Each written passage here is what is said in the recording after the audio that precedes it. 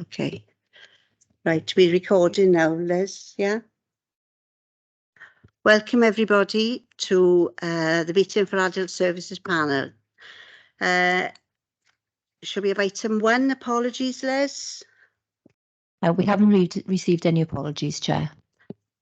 Thank you. Disclosures of personal prejudice and interest. Are there any? And prohibition of whipped votes and declaration of party whips. Item 4, we go to the minutes of the previous meeting. First one is the 2nd of March. We go to page 1, page 2, page 3, page 4, and page 5. Are you happy that that's the correct record? Thank you. Then we go to the meeting, the letters, 16th of March. And I got to go to letters first. I will be echoing again. 16th of March, the letter.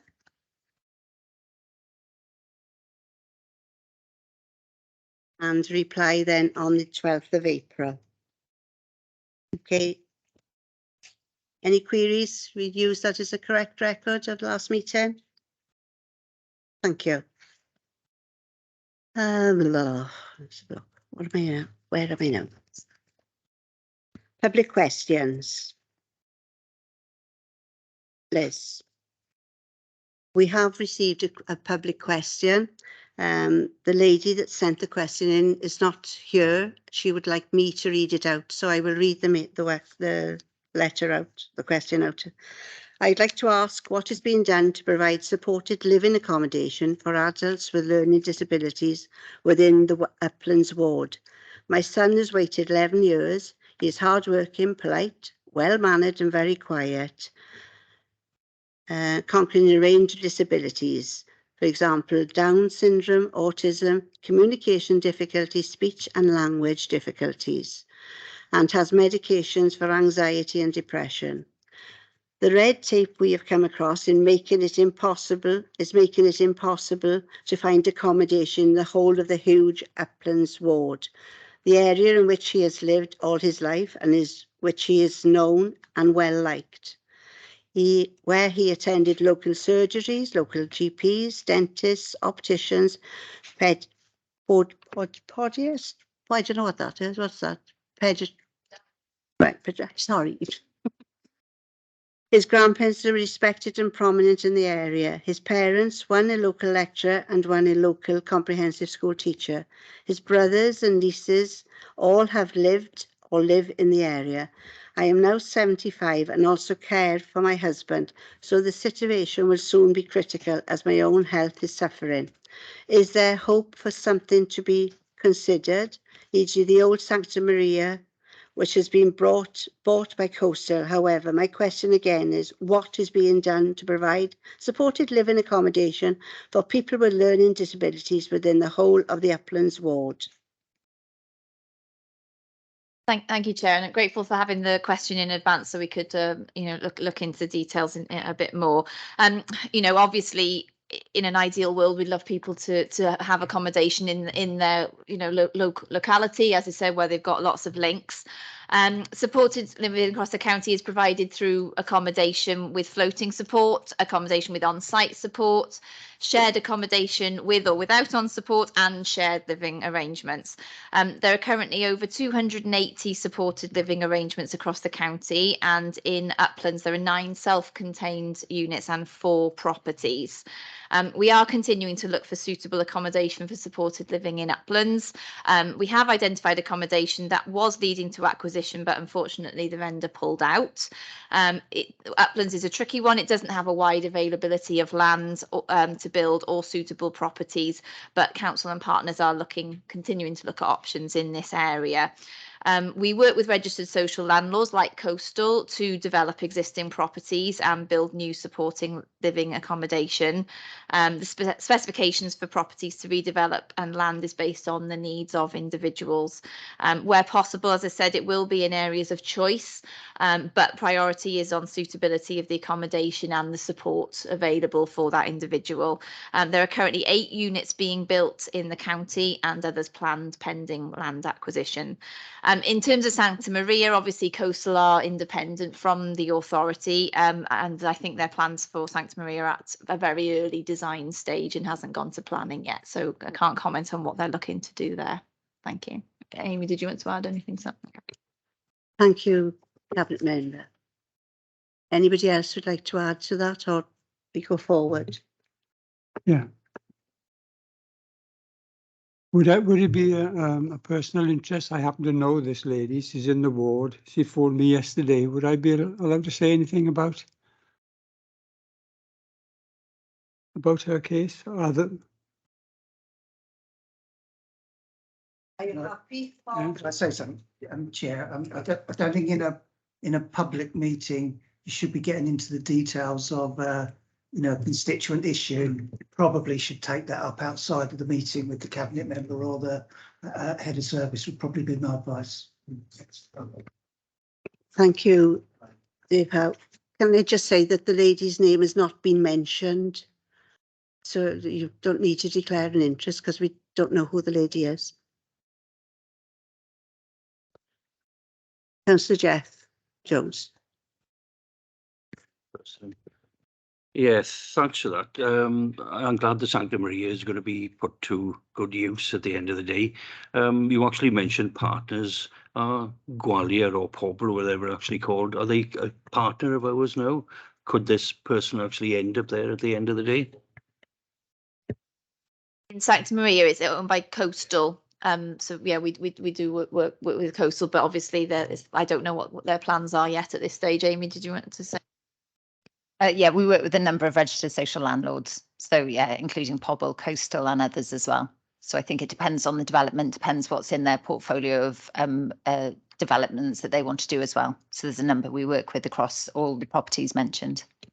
So as a partner of ours, do we actually have any input into their portfolio? At the end of the, when they're actually drawing out the plans, do they actually come to us to ask us if there's any need for accommodation to be allotted to ourselves and so on?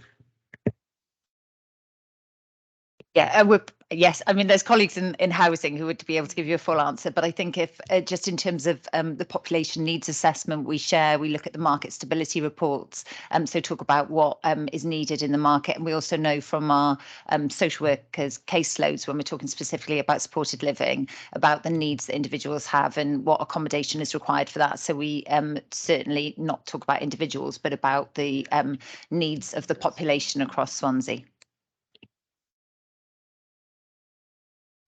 Thank you all. We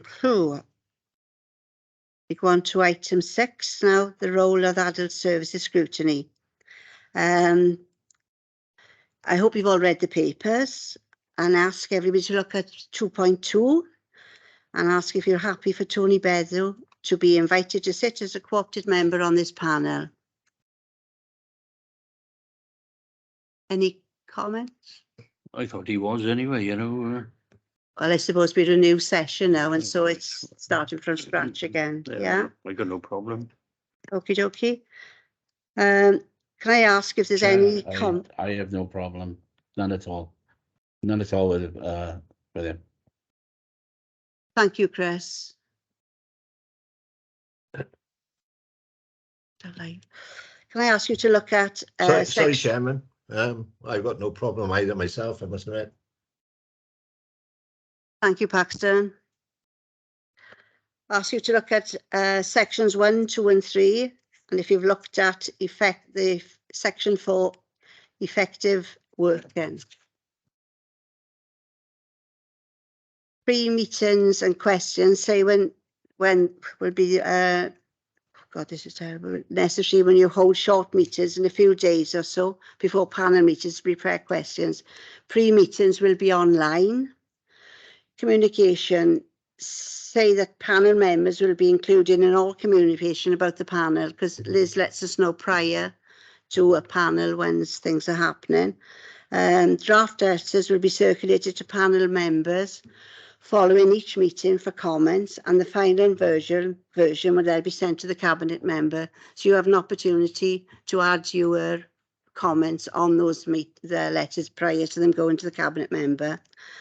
The cabinet member's response will be circulated to the panel when we've received it and included in the agenda pack for the next meeting, together with draft minutes. Can I just say, I hope you have respect for everybody, and the decorum at the meetings is paramount, and just to remind you that scrutiny is non-political and we'd expect it to behave appropriately.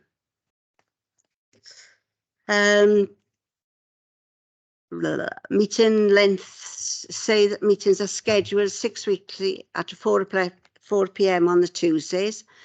Panel members will receive invitations to all meetings this municipal year, so you've got it in your diaries. All meetings are currently scheduled to be multi-location. Attendance at either Gloucester room in the Guildhall or via Teams, as this meeting is. The panel can decide on a particular meeting should be held just online, and it's prior to the agenda pack being published, so we have an opportunity to alter if we want to. Yeah. Any other practical consideration? Is there anything else you think we should add to that decorum of a meeting?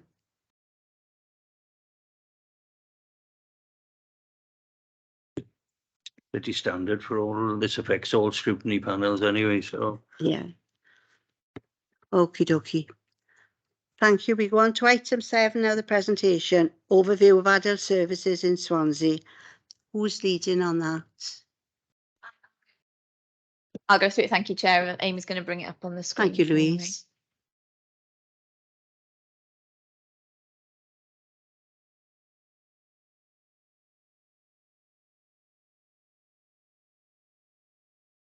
Okay, thank you very much. Okay, so first slide then, basically, as I'm sure you're all familiar with, is our vision for adult services across Swansea, that people will have access to modern health services, social care and support, and enabling them to lead fulfilled lives with a sense of well-being. Obviously, we want to keep people safe from harm, giving them opportunity to exercise their voices, their choice and control in all aspects of their lives, and to focus on strengths, prevention, early intervention and enablement. So hopefully you're all familiar with that. We are very lucky to have 2 now, both permanent. I think they were interim at the last panel meeting, heads of service. We've got Helen St John, our head of integrated services, and obviously there we've got the list of things that are in her portfolio, and Amy Hawkins, head of adult services and tackling poverty, and those are the items there specifically in her portfolio. Okay, so I think that the next few slides then mainly are just going to go through a bit of an overview of the sort of situation that we're in now. What are our challenges? What are our priorities? What we're looking at? Obviously, we've been through 2+ years of turmoil, and not suggesting that we're out of that by any means. There's a lot of very significant challenges still to face, but I believe that we are working positively on those. First and foremost, with our workforce, again, there's a huge challenge to recruit staff at all levels, from carers, qualified social workers, and people across the service, both in our own staff internally in the local authority and for external providers. Staff well-being is, of course, a big concern with everything that staff have had to go through during the pandemic. And again, that's something that we're looking at approaches to support staff at all levels. We know that capacity and backlogs in health and social care, again, a significant challenge. Working together in health, this is obviously largely partly where Helen's role comes in, and how looking at care perhaps differently, looking at what alternative offers of support are available, whether that's commissioning our external providers, looking to community groups and services, or the potential for assistive technology to help with capacity and those backlogs. It's very important looking at how we work with carers, supporting them to support loved ones and at home. Thank you.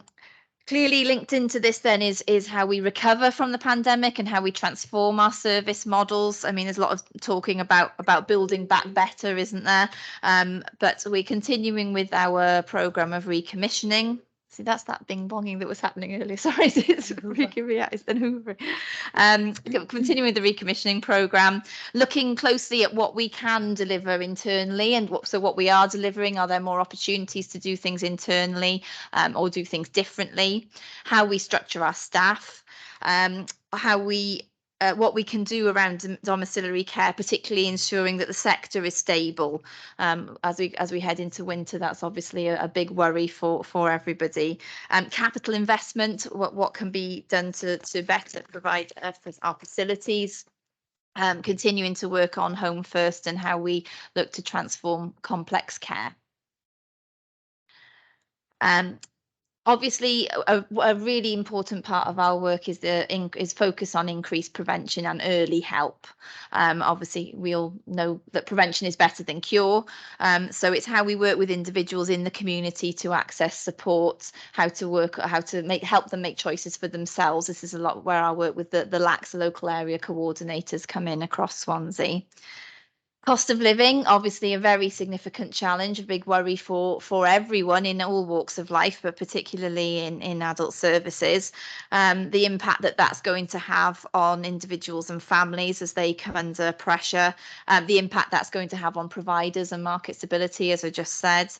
And obviously that's going to then have an impact on our capacity, as families might not be able to offer as much care themselves at home, and that's going to put more strain on our services. Welsh Government priorities are obviously also frameworks that we need to be working with. The focus on rebalancing our offer between internal and externally provided care, further integration, work regionally with the Western Bay. And then obviously the new models of care as discussed, and the focus on eliminating profit and bringing more things in-house or working with the not-for-profit sector. So yeah, and finally then obviously safeguarding remains a top corporate priority across the authority. It's everyone's business. We very much want to take a person-centred approach to that. Co-production is obviously a really important part of work in social services. We're looking to embed that across services to make sure that individuals and families and carers have their voices heard and they are able to make decisions about their own care and their own support and what's best for them. And then finally, but last but not least, we've got to be financially sustainable. We've got to offer best value for the people of Swansea. Set against, increasingly challenging times for council budgets. So yeah, how do we manage these escalating costs? How do we make the most of external funding opportunities? How do we look and make sure that our charging is both fair and effective, again in the context of the cost of living increase for people? So I'll leave it there. That's just a very brief overview of the sort of areas of work at the moment. But before I finish, I would like to take the opportunity just to put on record my thanks to all the staff across adult services for the incredible work that they've been doing over and continue to do over the last few years, and in spite of these challenges, and I think everyone is pulling together extremely well to really deliver for people in Swansea. I don't know if I've missed anything in particular that Amy or Helen would like to chip in with, or back to you. Thank you for that, Louise. Are either of you wanting to make a comment, either Helen or Amy or Dave? So thank you for that. Are there any questions?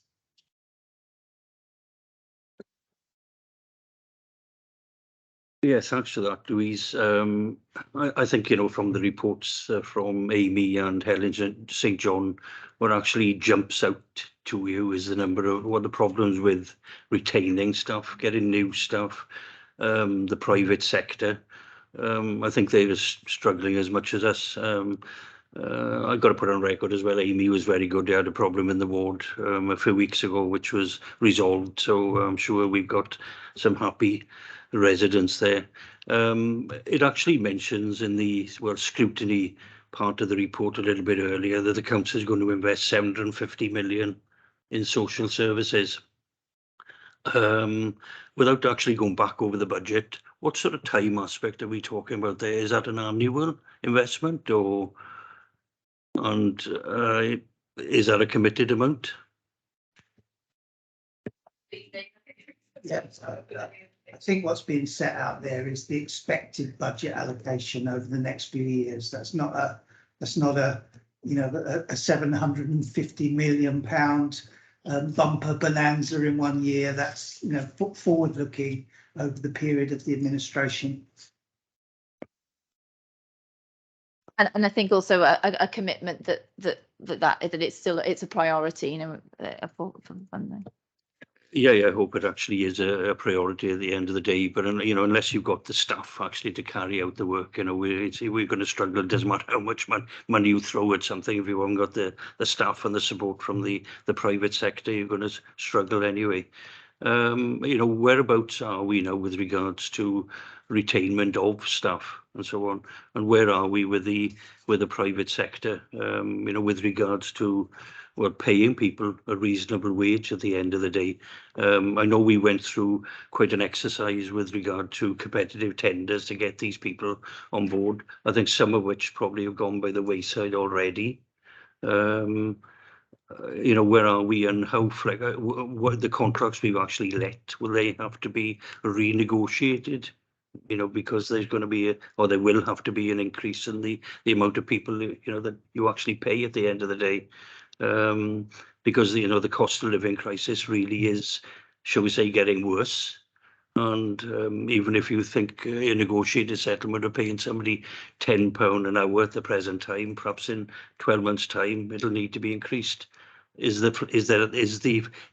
the flexibility in the budgets or the forecast to actually renegotiate contracts with the private sector and really look at the pay that we actually pay our people to retain those staff? Yeah, in terms of our commission partners, we're working with them now about their fee setting going towards the next year. We've got a recommissioning programme across many different areas of our service, which is a cyclic programme. So we'll be looking obviously at the fees at that point in time, whether that's supported living, dom care, you know, so different aspects of our business. We'll definitely be looking at the fees and charging. There's also the work around the real living wage as well. So that's recently been announced, isn't it, the latest update of the real living wage. So it's our aspiration and our work towards supporting the real living wage as well. Can I just come in on the internal staffing? You said you asked about recruitment, and I appreciate that the performance information we provide for July is a pretty stark picture. But one of the things I want to do is give some assurance around some of the improvements we are seeing there around we're having to work differently, because particularly with our registered workforce, so our social work workforce, our therapy workforce and our nursing workforce, there is a national paucity of registrants. So we are continuing to think creatively, and we had a workshop with our adult services colleagues yesterday and the integrated teams to think about how we work differently. So how we make sure that registered staff are doing what only registered staff can do, and we make the best use of our non-registered workforce to make sure that we are supporting people to work creatively and different models of care. But we have got an improved picture in terms of our registrant recruitment position. We've managed to attract some social work registrants from outside of Swansea. During our recruitment over the last number of months, we've moved folks around between parts of the council, which has been positive because they've stayed in the council, but we haven't attracted an awful lot of additional staff. We have managed to secure some social workers from outside of Swansea, which has actually swelled our numbers.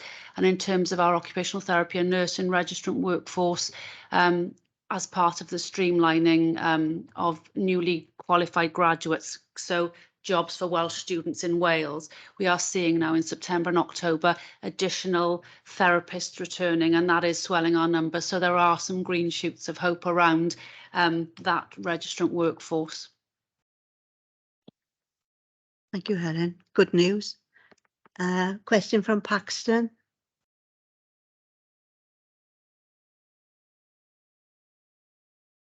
Thank you, Chairman. You mentioned in the slides, Cabinet Member, about recommissioning. Now, a number of us will remember that it was about 4 or 5 years ago that we went through a major recommissioning process. which resulted, I think, in new contracts really being placed about January 2020, about getting on for 3 years ago now. Are we going into another major exercise in that respect? And have we had a chance to do any sort of analysis yet of the contracts that we let at that time to see whether they were effective or working as they were meant to before we go out for recommissioning? Because obviously we need to learn the lessons from that first exercise to carry forward into the second one. Yeah, it's very cyclic. So we always do the plan, do and review. So we're always reviewing the commissioned projects and initiatives that we fund in terms of performance information, in terms of quality information as well. So that's, we have our commissioning teams look at that, and we are looking at recommissioning. Like I say, there's a whole host of services that we're looking at recommissioning at different timescales, so it won't all happen in one go, you know. So it's to manage that process, both in terms of our providers and also our own workforce and the impact. If I can come back, have we carried out those reviews in conjunction with any of our users at all to see what their views are? Absolutely, yeah. Co-production, as I put that, is an incredibly important part of the process. Is a co-production in terms of individuals, but also in terms of the commissioning of services as well. Amy, did you notice that? Yeah, that's fine. Can I just add, I think we're really mindful as well that people want something different.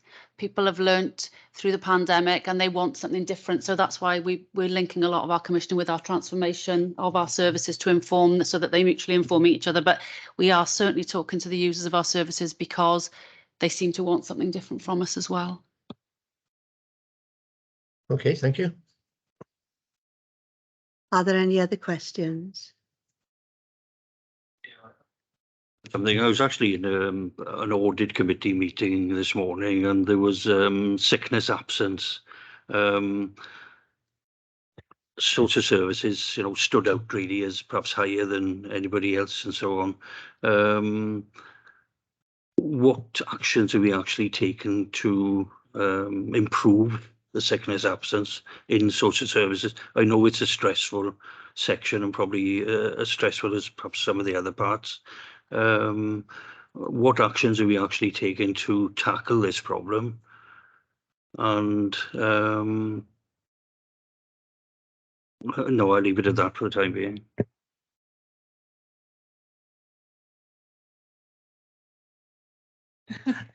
There's a lot of work going on to support this. So I suppose, yeah, I was going to try and reel off the list actually of things, because we report. through it yesterday, Yeah, I was going to say, yeah. and we report on this, and we've got a work stream focused particularly on supporting workforce, both in terms of the recruitment, retention, but also well-being of our teams as well. So there's different work going on with our HR colleagues to support people if they are off on sick, and what measures we can put in place to support people back into the workplace.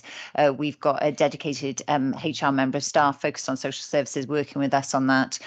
We've got we offer different wellbeing support for the teams to support them work. Helen's nodding. Do you want to come in? Yeah. I'm just Yeah. no. Yeah. Do you want to come in? It is a particular problem for us. I think our staff have been through a lot. We've also got staff who are off with sickness, which is linked to, you know, the backlogs in the health service as well. So we have got an awful lot of work going on. We are also, though, supporting our managers to make sure that we are managing sickness properly and appropriately as well. But well-being is it's a huge plank of our transformation really, and how we're moving forward. We've also got high numbers of staff that are working in the front line as well, so are exposed to a lot of the respiratory conditions that are they're out there at the moment. We are positively pushing and encouraging staff around the COVID booster, and around the, you know, we're about to, I think it's just started yesterday and today, that the flu vaccination programme as well. So we are supportive of staff around encouraging them to protect themselves as well. But we've got a lot of work going on around well-being and psychological first aid, and supporting our staff with what they've been through as well over the last couple of years. I was going to say, perhaps we could circulate that list from the presentation that we looked at in the PDC yesterday to the panel, because there's, as I say, probably too much to list here, but we can send that on. Thank you, Louise. I think the well-being of our staff is essential, and I'd like to just support and thank them all so much for the last few years. It's been a horrendous time for them all. And I also think that our communities have suffered during this time, and I've got to pay tribute to the LACs. They are there supporting people in the community so much. Yeah, I can't speak highly enough of them. And I think that has helped a lot of people over the last 2-3 years. Are there any other questions? Not If I a may, question. That's feedback as well. No, it's not a question, but more of a kind of observation, really. We talked about sort of staff absences, but there was no sort of mention of how that could be eased in any way to relieve, I suppose, the workload that's on those staff that are remaining. I mean, we've got an active volunteer service in Swansea. Could they be utilised in some way to relieve the probably the stress that staff who have that extra workload? You know, it would certainly help. Absolutely. I think that's something, you know, when we were talking about looking at those community-based approaches and things like that, and as Councillor Jones said, the LACs are fantastic for that, putting people in touch with those community services that are often run by volunteers and having volunteers support in service. A lot of that does go on already. But you're right, you know, with staff shortages, that everyone's workload is going to increase, and it is that sort of vicious circle. But a lot of work is going on to make sure staff well-being is of paramount importance. Thank you, Louise. Paxton, you wanted to come in with a question? Yeah, if I may again, Chairman, thank you. You mentioned, I think, Cabinet Member, that we've been, one of the officers, that we've been very successful in recruiting extra social workers. We have been saying for some time that there's only a common pool across the whole of Wales. So does that mean that's to the detriment of other councils, or are there new potential qualified people coming into the industry at this point in time? Because obviously, if that's the case, then that's very important, and we need to nurture that. Yeah, go on, Helen. It's a little bit of both. I mean, we've lost social workers to surrounding councils. I suppose we've probably netted off what we've lost to what we've gained. We are also really actively pursuing increasing the number of students we support to go through the social work qualification. So trying to nurture and grow our own to a degree. So we're trying to do a bit of both, really, in terms of supporting new registrants to come to us as well. I hope that assures. Yeah, I think obviously. Oh, sorry. I think we'll watch that with interest then over the next few months and years. I was just going to say, yeah, I think obviously it's something that needs to be done at a Welsh Government level, you know, across the country, really, to attract more people into the profession and to keep them. We don't want to be competing against each other with other councils. You know, we're all part of the same team, really, aren't we? I think that's a message we've been trying to get out for some time now, I think. Dave, you wanted to comment? Just to add to the comments that have already been made, including Paxton's, we shouldn't take that indication of a small green shoot in a particular bit of adult services as an overall indication of we still haven't got a major national challenge around various bits of our workforce, including social workers. And if I know this is the adults performance panel, but I know when Paxton's chairing the children's panel and the head of service updates on the position in terms of social workers in children's services, what she'll be reporting is still a major significant problem. And it's still an issue for us in adult services. It's probably one of scale, but the overall message is one of that the Cabinet member has referenced. It remains a national challenge for us, and some of those national solutions are being worked on. You know, we as a council need to be engaging, with that national work. And again, those were some of the issues that we picked up in the CDC yesterday when we talked about workforce, and I think will probably inform that programme. But we talked, as you were setting the, your schedule of business for this, and when did you pick up on workforce? And my advice was probably worth letting the CDC do some of that work, but then I think there is a scrutiny function as well around reviewing the effectiveness or not. And I think each time, in the meantime, each time the heads of service report on, the monthly performance report, you should again, ask for an update on where are we at with those staffing pressures. how effective is any of our mitigation working in the meantime, until some of those big systemic solutions are, are delivered or not over the next, months and probably years, frankly. Thanks, Chair. Thank you, Dave. Are there any other questions? Just comment on that point, Dave. I can remember quite a few years ago we had a problem attracting social workers, and I think we employed some people from Germany even and so on. I know it's not an easy solution to actually, otherwise you probably introduce it, but what can we do to actually get us to stand out for people to actually work with us compared to other parts of the country? It's not an easy answer, I suppose. Yeah, definitely not. Definitely no easy answer. Because the systemic shortfall is so significant, and it has been. It's not just the social work workforce. It's it's a range of registrant workforces and and other areas across all of health and care. But you are right to point to that. One of our areas of focus needs to be, as best we can, creating the conditions in which we are the best that we can be for our population. That's part of our ambition and our vision. But then there's also something about celebrating and publicising that, so that we all talk about that. It's right to acknowledge the challenges. It's right to acknowledge how difficult it still is.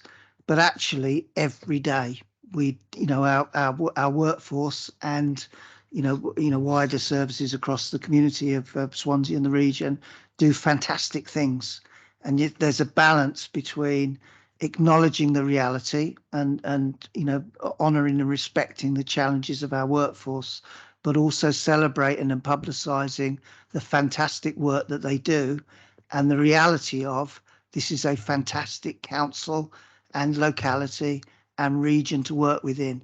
And sometimes those proper messages about how difficult things are, and when I present to council in a few weeks' time with my annual report, I'll again be acknowledging that. But we also need to find that space to talk about the how good we are at that stuff as well. And then that each time that somebody talks about the service, and that's our staff, our managers, our cabinet members, politicians, we do need to celebrate, but it has to be real stuff. It can't be pretend stuff. It has to be proper stuff, because it is the case. This is a fantastic place to work, and the staff are doing fantastic things every day. It is bloody hard work, but they are working miracles, and that is part of how we create the culture where people are properly proud, and then people want to come and work with us as well. Thank you, Dave. Are there any other questions? Perhaps you could advertise the fact we've got the best beaches in the world, isn't it? And a top-class university. Thank you. No other questions? Okay, thank you so much.